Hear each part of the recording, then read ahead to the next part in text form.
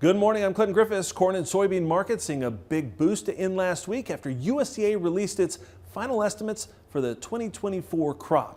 The final production numbers for corn and soybeans coming in well below what was expected. Now let's dig into the numbers. Corn average yield now estimated at 179.3 bushels per acre, still a record high and 2 bushels above 2023, with production estimated at more than 14.9 billion bushels, which is down about 3% from the previous season.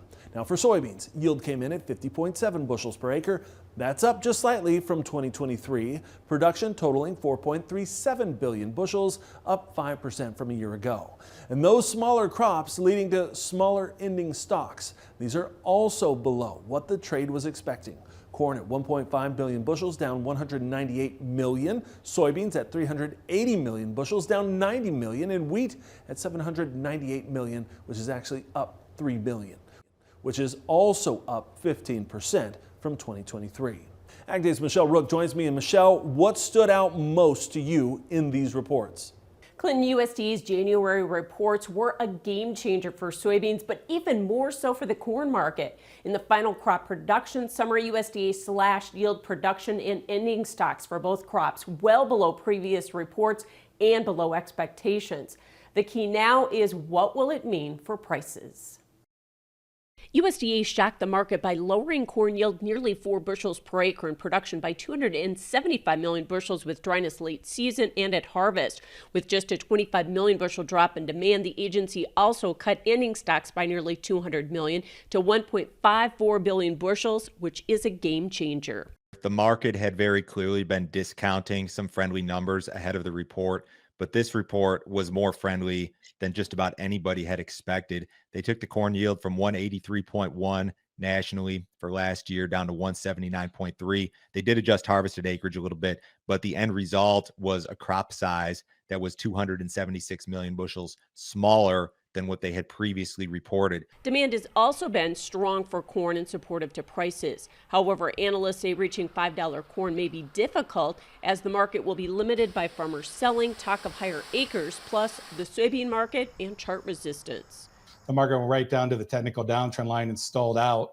Now the question is how much further we're going to go. The bean market will be the anchor on the complex going into 2025. Soybean yield was also cut 1 bushel per acre with the extremely low moisture content at harvest, resulting in a drop in production of 95 million bushels. Now that dropped ending stocks by 90 million to 380 million bushels. While it's a positive move, the story isn't as bullish fundamentally for beans. It was a little bit friendlier for old crop, but the world situation is still kind of an anchor on the whole complex. You've got these big South American crops expected, big, healthy global balance sheets for soybeans. USDA chose to leave South American production unchanged in the report, as it may be too early for the agency to make adjustments. However, early projections still indicate a record soybean crop in Brazil may make up for any problems in Argentina. But I think 9 out of 10 traders are looking for that crop to get bigger. So the northern part is a little bit wet, but overall it's looking good. Southern Brazil is a little bit dry. But, the forecast right now I'm seeing is as we get to the latter part of January into February, the rain is supposed to come. They're going to, I think at this point, Michelle, have a huge crop, 172 to 175. That'll more than offset what we lost here in the U.S. And that combined with tariff fears may serve as headwinds for the soybean market moving forward and create a tug of war between corn and soybeans. I'm Michelle Rook reporting for Ag Day.